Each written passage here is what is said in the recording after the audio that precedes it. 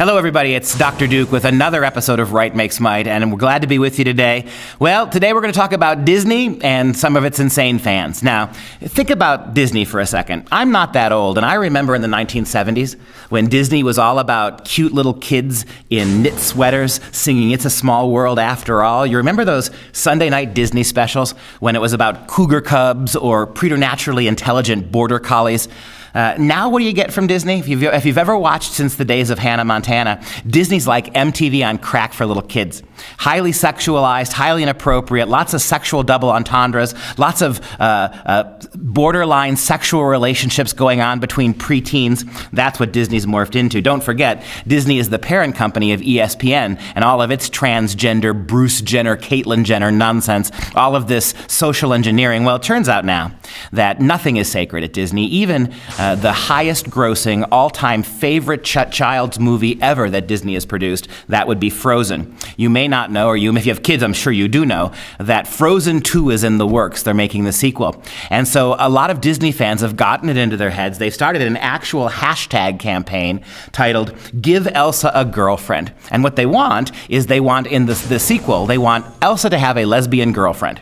This is really shocking when you think about it. Huge numbers of people are signing on to the hashtag who are pushing this idea on Disney as if Disney needs to be pushed left on this issue. And what's going to happen if these activist Disney fans get their way is we'll be treated to, the target audience of Frozen is what, 2, 3, 5, 7-year-old girls, will be exposed to a lesbian relationship between a princess and her girlfriend.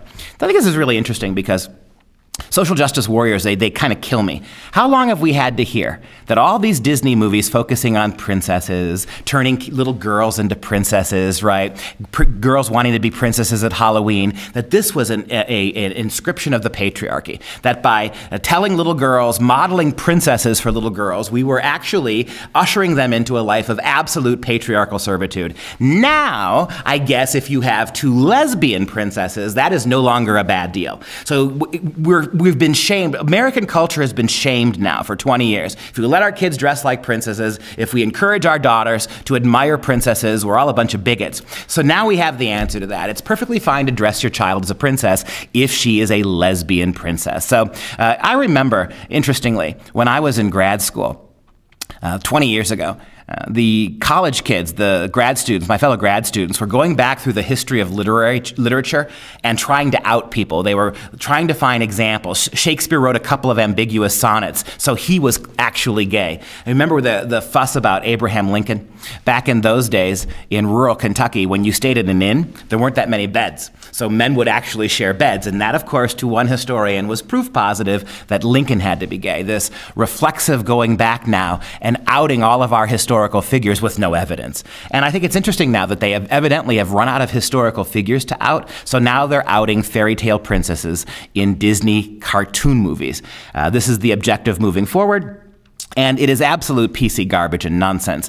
But given what you know about Disney, given what you know about what Disney's become, one example, take Hannah Montana and look at Miley Cyrus. That's what'll happen if you take Frozen and make it a social petri dish as opposed to letting kids be kids. Here's an idea. Why don't we get Caitlyn Jenner to voice the gay girlfriend of Elsa, right? Then we could work transgender issues in too. It's not above you, Disney. You're the same clowns who gave Caitlyn Jenner the Courage Award last year at the ESPYs. Keep up the good work. This is Right Makes Might with Dr. Duke.